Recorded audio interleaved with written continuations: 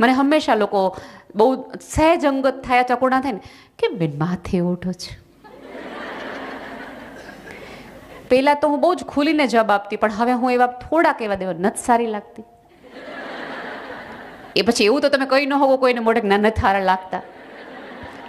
તેમ છતાં સવાલો હોય તોય હું એમને એમ કહું કે બેન ન મજા આવતી હોય તો ન જોઉં. હમણાં એક કાર્યક્રમમાંથી હું પાછી આવતી હતી, એક 9-10 વર્ષની દીકરીને આવો પ્રશ્ન એની માએ પૂછવા અંકિતાબેન મોકલ્યો. સેજોલાબેનને પૂછી આવતો કે કેમ માથે ઓઢે છે. હું સમજી જ ગઈ કે આ દીકરીનો પ્રશ્ન નથી, એની મમ્મીનો પ્રશ્ન છે. એટલે મેં દીકરીને સરસ માથે વાત કરીને કે બેટા મને બહુ ગમે છે ને એટલા માટે. પછી દીકરીને રવાના કરીને બેટા મમ્મી ક્યાં છે? એટલે મમ્મીને ગઈ. મેં કીધું બેન તમારી દીકરીને એવા પ્રશ્ન પૂછતા શીખવાડ્યો કે મેમ મારે તમારે જેવું બોલતા શીખવું હોય તો મારે શું વાંચવું જોઈએ? આટલા હજારોની વચ્ચે સ્થિરતાથી ઊભા રહેવા માટે મેમ એવું શું કરાય? જ્યાં સુધી તમે એવું માનશો ને કે તમારા શરીરના આધારે તમારી ઓળખ થતી હશે ત્યાં સુધી તમે આ ડખાના ધંધામાં છો. સુંદર દેખાવું એ તમે હો મજાથી કરો બહુ જ સારી વાત છે, કોઈ જ વાંધો નથી. પણ માત્ર સુંદર હોવું એના આધારે જો તમને એમ લાગતું હોય કે તમે જગત જીતી શકશો તો તમે ભૂલમાં છો. અહીંયા જ્યારે જ્યારે હોર્ડિંગ્સ લગાડશે અથવા વાત થશે તો તમે કોઈ પણ કોલેજમાં જશો, કોઈ પણ જશો તો તમને મધર ટેરેસા, ઇન્દિરા ગાંધી, સુષ્મા સ્વરાજ એવી બધી સ્ત્રીઓના નામો મળશે, રાણી લક્ષ્મીબાઈ, એ બધાના ચહેરા જોવા મળે. એ દેખાવડા હતા એટલે ત્યાં ચહેરાઓ નથી, એના કામ એવા હતા કે ત્યાં એક વસ્તુ યાદ રાખજો, મિસ યુનિવર્સ, મિસ વર્લ્ડ દર વર્ષે બદલાય, આવે ને જાય. લાલ જાજમ એમની માટે એક જ વાર હોય, પછી એ ઐશ્વર્યા થોડીક જાડી થાય ને તો આપણે બધા વિચારી જોતો. તમારી દીકરીઓને સમજાવો અથવા ખુદ પોતે સમજી જાઓ. આજ તો બધાને આજે આ 3 કલાક છે ને તમારી માટેના જ, કોઈને સમજાવતા નહીં. તમે તમને સમજાવવાનું શરૂ કરી દો. તમારી કોમળતા, તમારું હિંમતવાન, તમારું પ્રેમાળપણું, તમારું કરુણાવાળું, તમારી આવડત, તમારી ઓળખ, તમારી સમજ, તમારી સ્કિલ, આ બધાના હિસાબે તમે ઓળખાવા જોઈએ. કેતકી જાની કરીને એક સરસ મજાની છોકરી છે, કોક ક્યારેક પૂછી નથી શકતા, એ આંખથી સવાલો પૂછી લે. અને ખબર નહીં જગતને, સ્ત્રીને આંખથી સવાલ પૂછવામાં શું મજા આવે છે. શબ્દોના તીર, આના તીર, અથવા આપણે જાણે અજાણે કોઈ વ્યક્તિને પૂછી નથી શકતા તો 3 જણા ગૂંટલું વાળીને સહેજ એકબીજાને તો કઈ જ દઈશ, કેવી લાગીશ કા? પછી કેતકીને એના દીકરાએ સમજાવ્યું કે મમ્મી શું વાંધો છે? તો કે મને બધા આવું કે છે, હું દેખાવડી નથી લાગતી, ના નથી લાગતી. એ કે તને કોઈ દિવસ પપ્પાએ ફરિયાદ કરી આ બાબતની? એ કે ના. એ કે વાળ કઢાવી નાખ. એ સ્ત્રીએ સંપૂર્ણ વાળ કઢાવી નાખ્યા. અને પછી ખબર નહીં દીકરાના ઓલામાં શું એવી કન્સર્ન હતી અથવા શું એવું નિસ્બત હતી, એ છોકરી સરસ મજાની આખું વાળ કઢાવી નાખે ને આખા વાળ માથા ઉપર ટેટો કરાવી નાખ્યો. અને જે પૂછે ને કે કેમ આવું કરાયું, તે બધાને કીધું ન ગમતો એ ન જોતા, ન ગમે જ નહીં જોવાનું. જ્યાં સુધી તમે સામેવાળાને જોવા માટેની વાત કરો છો ને ત્યાં સુધી તમે સામેવાળાને કહો છો કે હું વસ્તુ છું, વ્યક્તિ નહીં. વસ્તુને જોવાની હોય ને વ્યક્તિને મળવાનું હોય. ન મજા આવે કાંઈ વાંધો નહીં. તમારા જાડા હોવા સાથે, તમારા દુબળા હોવા સાથે, તમારા કાળા હોવા સાથે, તમારા લાંબા વાળ સાથે, ટૂંકા વાળ સાથે આ જગતની એક પણ વ્યક્તિને કન્સર્ન ન હોવી જોઈએ. એ અધિકાર સામેવાળાને આપો જ નહીં કે તમારા આટલા પ્રાઇવેટ ઝોનમાં આવીને તમને પૂછવા માંડે. સુંદરતાના વખાણ કરો, ચોક્કસ કોઈક સરસ લાગતો હોય તો સરસ, કોઈક સરસ લાગો છો બેન, સુંદર છો, પણ એથી તમે મહાન કે મોટા નથી થઈ જતા.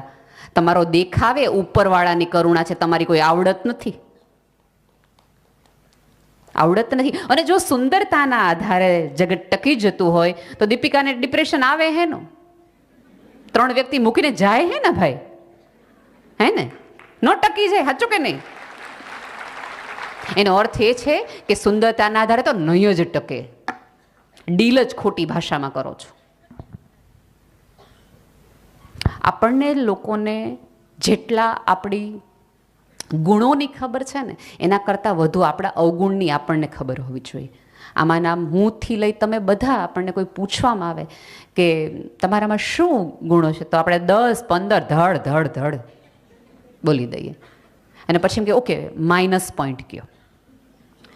તો આપણે બધા આમ ડિપ્લોમેટિક. હું આવી જાઉં કે હું છે ને બહુ ઇમોશનલ છું, મને છેતરી બહુ શકાય. આનાથી વધુ આપણને કોઈ -પોઈન્ટ આપણે ન કહીએ. પણ સાચું કહું, આ દિવસોની અંદર તમારી જાતને પૂછો કે એવી કઈ વસ્તુ છે, એવો કયો બ્લોક છે કે જેના આધારે હું આગળ નથી આવી શકતી. અને આગળ આવવું એટલે હું હજી કહું છું કે મારા મતે જરાય એવું નથી કે તમે ક્યાંક પહોંચી જાઓ, તમે સફળ થઈ જાઓ, તમે સત્તામાં. આ બધા આવા દિવસો આવે ને એટલે જાણે અજાણે આપણે આજુબાજુની એક સ્ત્રીના મગજમાં એક પીડા મૂકી દઈએ, તે કાંઈ ન કર્યું. તમારી આજુબાજુની નાની, મારી દ્રષ્ટિએ તો એ મજૂર કરતી સ્ત્રી, મજૂરી કરતી, ખાડા ખોદતી, શાકભાજી વેચતી, પોતાના સંતાનો 3 હમણાં જ અમારે એક ગામડામાં એક બેન હતા, એક બાજી, આમ તો 3 સંતાનોને 3ને પરણાવી દીધા. સરસ મજાને. મેં કીધું તમે એની હારે રહેતા હોય તો કે ના રે ના, એ એના ઘરે સુખી, હું મારા ઘરે સુખી. એટલે મેં કીધું એકલું નથી લાગતું? મને કે ના રે ના, આવડી મોટી ગાય છે, મને એકલું હેનું લાગે. તમારી પાસે એવું કશું છે કે જેના આધારે તમે જીવી શકો એમ છો? આ જગતનું બધું ઓળખાઈ જાય, તમારી ઓળખ જતી રહે, આ જતી રહે, બધું. ચંદ્રકાંત બક્ષી બહુ જ સરસ વાત કરતા કે તમે તમારી પત્નીને પ્રેમ કરતા હો તો તમારી પત્નીને તમે વિધવા થતા શીખવાડો, કે હું જતો રહું પણ તારે જીવવું કઈ રીતે જોઈએ.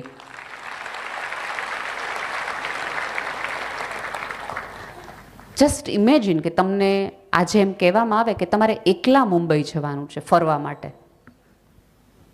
તો આપણને ફરવા નહીં, તમે કહેતા હોય તો ચાંદલો કરી આવીએ, કોઈકના લગ્નમાં જઈ આવીએ, કોઈકને ખબર કાઢી આવીએ, આ કરી આ માટે. અહીંયા બેઠીને કોઈ પણ સ્ત્રીને ખાલી 3 સવાલમાં એક પૂછે કે તમને શોખ શેનો? શોખ, હોબી. તો રસોઈ બનાવી ગમે.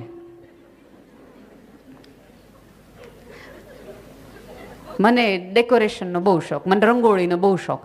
એટલે પછી આપણે પૂછ્યું કે તમે 16 વર્ષે તમને આ જ શોખ હતો? ના ના, ત્યારે તો મને ઓલો હતો.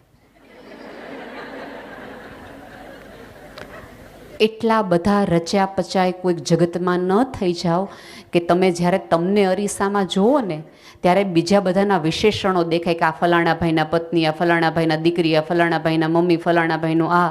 તમે તમને દેખાવ જ નહીં એટલા બધા જગતમાં ન ખોવાઈ જાઓ.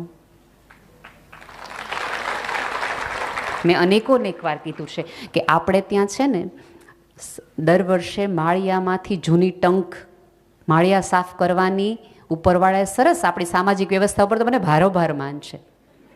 ખરેખર માળિયા દર વર્ષે સાફ એટલા માટે જ કરવાના, ત્યાં ધૂળ લાગી છે એવું નહીં. તમે તમારા કેટલાય સ્વપ્નાઓને માળીએ ચડાવી દીધા છે ને, એકવાર વરોમાંથી તો ધૂળ કાઢો, જેથી કરીને જોઈ શકો કે 16મા વર્ષે, 25મા વર્ષે, 30મા વર્ષે તમને તમારી જાત પાસેથી શું જોતું હતું. એ છોકરીને બહાર કાઢો, ઉતારો માળીએથી, પૂછો એને. અને અત્યારે તો બેસ્ટ દિવસો છે, તમે માનો કે ન માનો, આ જગતમાં અત્યારે સ્ત્રી જો સરસ રીતે એકચ્યુઅલી એને જીવવું હોય તો બેસ્ટ યુગ છે. દરેક વ્યક્તિ પોતપોતાની રીતે. આપણા મમ્મી પપ્પાઓને આ જસ્ટ આપણે કોલેજ નહોતા કરતા ને ત્યાં સુધી ખાસ ફ્રી નહોતો થઈ શકતી. હવેની મમ્મીઓ 7મા ધોરણ પછી ઘણી બધી ફ્રી થઈ જાય, કારણ કે ટ્યુશનમાં કામ આપણે સોંપી શકાય છે. ખૂબ બધી એવી વસ્તુઓ છે, રસોઈથી લઈ ઘરની વ્યવસ્થાથી લઈ આપણને આપણા સબ કોર્ડિનેટ મળી રહ્યા છે. તમને રસોઈ નથી કરવી આજે તો ઓપ્શન્સ અવેલેબલ છે. આ તમને કપડાં નથી ધોવા, ઓપ્શન્સ છે. તમારે વટોણા નથી ફોલવા, ઓપ્શન્સ છે. તમને લસણ નથી ફોલવા, ઓપ્શન્સ છે. અથાણા નથી બનાવવા, ઓપ્શન્સ અવેલેબલ છે. સ્ત્રીના ઘણા બધા કામના ઓપ્શન્સ છે. નાનું બાળક તમારે નથી રાખવું, ઓપ્શન્સ છે. મને ભાઈઓના કામના ઓપ્શન બતાવો ને. આજે મારે રસોઈ નથી કરવી એવું હું કહી શકું. કોઈ ભાઈ એમ કહે તો કે આપણે આજે ઓફિસ નથી જાઓ, મારો બદલો મોકલ, આપણે મારો ડ્રાઈવર જઈ આવશે ઓફિસ, ચાલશે નહીં. તમને ખબર છે ભાઈઓ આટલા બધા આગળ હોવાનું મોટામાં મોટું રીઝન શું છે ખબર છે? એમની પાસે એમની જાતને લઈને કોઈ ફરિયાદ જ નથી. હું મને નથી ગમતો ને એવું એ કોઈ દી તમે સાંભળ્યું? તું મને નથી ગમતી એવું બધાએ સાંભળ્યું. તમને ને મને હજી ખબર જ નથી કે આપણી અંદર કેટલી બધી સહિષ્ણુતા છે. તમે જુઓ, બધું કુટુંબ ભેગું થાય, ફ્રેન્ડ્સ ભેગા થાય, તો જાહેરમાં કોઈ પતિ પોતાની પત્નીને એમ કે આ બહુ જાડી થઈ ગઈ છે ને એને અંગ્રેજી નથી આવડતું ને આમ નથી કરાવડતું, તો દરેક સ્ત્રીઓ હસી લે અને વધીને એમ કે તોય તમારું ઘર હાંચવીને બેઠી જ ને. બરાબર? આવા દરેક કોમેન્ટ ઉપર જાહેરમાં તમે હસી શકો છો એટલા તમે સહિષ્ણુ છો. તમે કોઈ પુરુષની આવી કલ્પના કરો તો આંજો ને વાળ વયા ગયા કીધું હોય તો નહીં કહી શકાય, કારણ કે આપણને ખબર છે કે આ વસ્તુ કહેવા જેવી નથી. અથવા તો તમને આપણી બેન, આપણી કાકી ભાવે પિયરમાં જઈને કોક કહે ને કે આ વયા ગયા વાળ, તો આ આપણે એમ કે સ્વભાવ બહુ સારો છે. આપણને પુરુષને રૂડા કરતા ને રૂડું મનાવતા બેય આવડે છે. જો તમે જગતની આટલી બધી વ્યવસ્થાને, આટલી બધી સભ્યતાને રૂડું મનાવી શકતા હોય તો તમે તમારી જાતને કેમ આટલા દબાયેલા આવડાવેલા રાખો છો? દુઃખમાં શું કામ રાખો છો? આમાંની અત્યારે ધારો કે કોઈ વ્યક્તિને સફળ થાય ને આપણે એમ કહીએ કે તમે બહુ સરસ રીતે પહોંચી ગયા, આમ તેમ પહોંચી ગયા, તો દરેક સ્ત્રીને એનો આનંદ નથી લેવો સફળતાનો. એને કહેવું છે કે હું કેટલી દુઃખમાં હતી, તમને શું ખબર હોય મને કેટલી મુશ્કેલી પડી હતી. જ્યારે આટલી બધી વ્યવસ્થા ભેગી થઈને તમને કહેવાયેલી છે કે તમે શક્તિ છો, તમે અંબા છો, આ છો, તે છો, તો તમે શું કામ ત્યારે એમ કહો છો કે ના હું અબળા છું, હું કેટલી દુઃખી છું, બિચારી છું, લાચાર છું? તમે આવતી દરેક સિરિયલની અંદર હિરોઈનની હાલત જો, એમ્પાવર્ડ હિરોઈન આપણને ગમશે જ નહીં, એ સિરિયલ જ નહીં હાલે. ખૂબ સહન કરતી, છેતરાતી, અને તોય દુનિયા મેં હમ આએ હે તો જીના હે પડી ગઈ જ સ્ત્રી આપણને ગમે છે. એનો અર્થ એ કે જગતે સામૂહિક રીતે નક્કી કર્યું કે આ સ્ત્રીના મગજમાં એક વસ્તુ નાખી દો કે જો તું સહન કરતી હશ ને તો જ તું સારી, બાકી નહીં.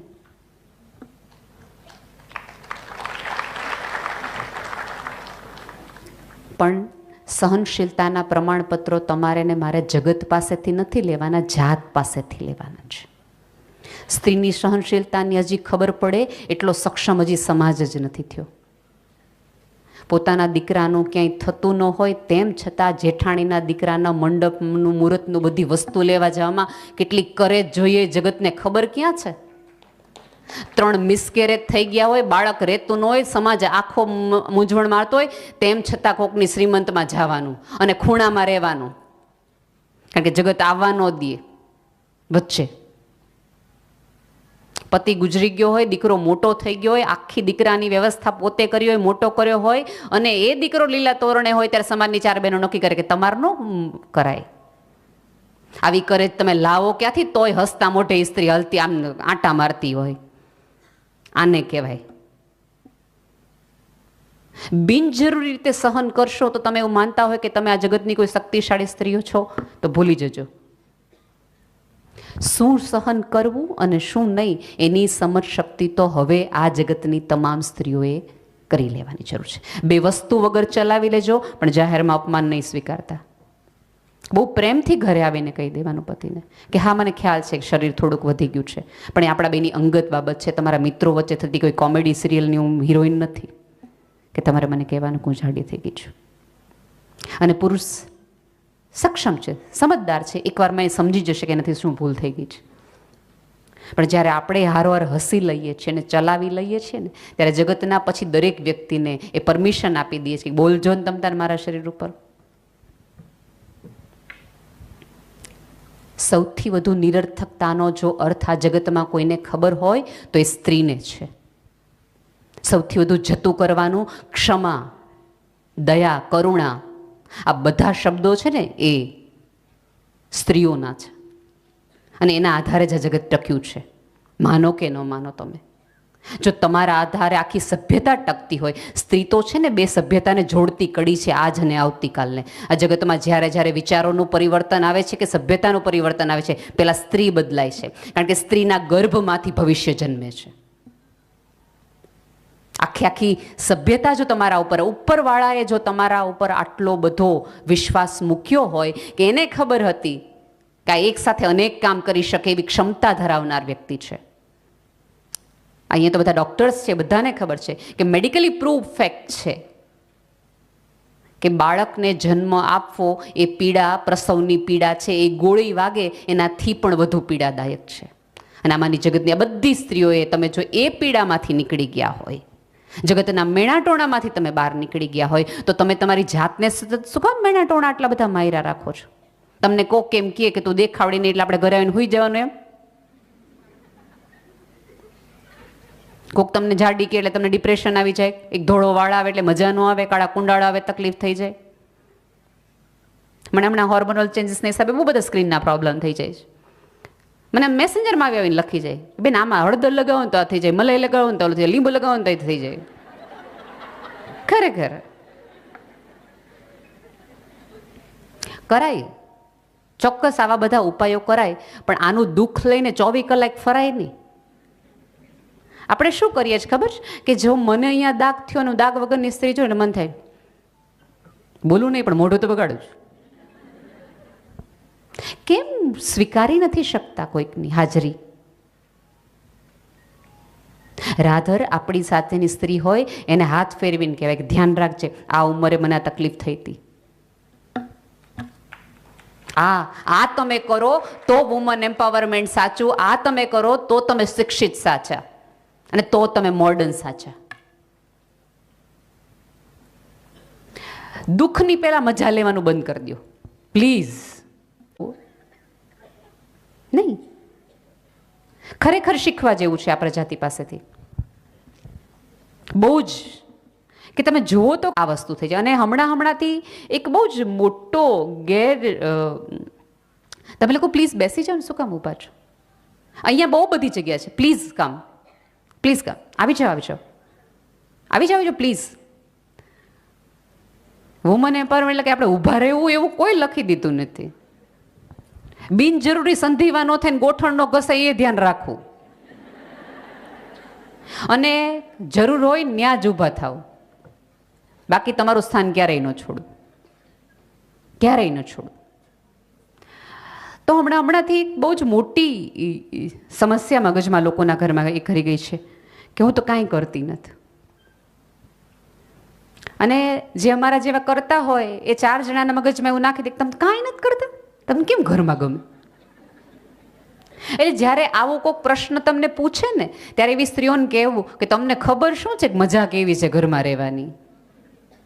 છોકરા સરસ મજાના સાચવવાના, એને પૂછવાનું, પતિને ચિંતા કરવાની, 3 વખત ફોન કરવાનો, જમ્યા કે નહીં, ક્યારે આવો, લક્ઝરી છે આ બધી. હું ફાઇનાન્સર છું, મેનેજમેન્ટ છું, કેરટેકર છું, નર્સ છું, ટીચર છું, બધું જ હું છું. અને તમે એ સ્ત્રીના ગ્રાફની તો વિચાર કરો. સવારે શાકવાળાએ ધડ કરતી હોય, બપોરે કામવાળીએ ધડ કરતી હોય, સાંજે 2 ગોસિપ કરી લે, સિરિયલ જોઈ લે, કપડાં લઈ લે, પોતાના બાળક છે એની મમ્મીને પૂછી લે કે શું ટ્યુશનમાં હતું, સાંજે પતિ બા સાથે સત્સંગમાં જઈ આવે ને પતિ એમ કે આજે આપણે મોડર્ન છે, ચાલો જીન્સ કાઢીએ.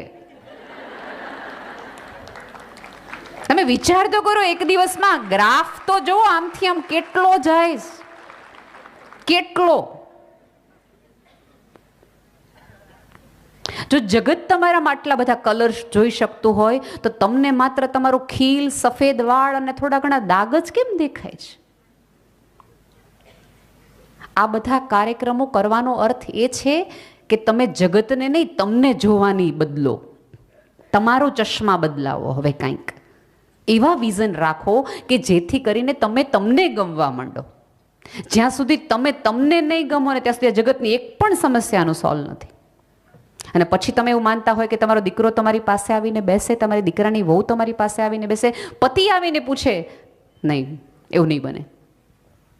રાધર એ 2 કલાક વધુ બહાર રહેવા માંડશે કે યાર મજા નથી આવતી આની યાર. અને એક બહુ મોટી ગેરસમજણ લગ્ન જીવનમાં હમણાંથી જે વધી જઈ છે. એક વસ્તુ યાદ રાખજો, સ્વમાન અને અભિમાન છે ને એની વચ્ચે બહુ પાતળી ભેદ રાખા છે. સ્વમાનમાં આવે કે હું પૈસા તો માગું જ નહીં એની પાસેથી, એ તો મારાથી થશે જ નહીં, ભલે જેટલું કામ થશે હું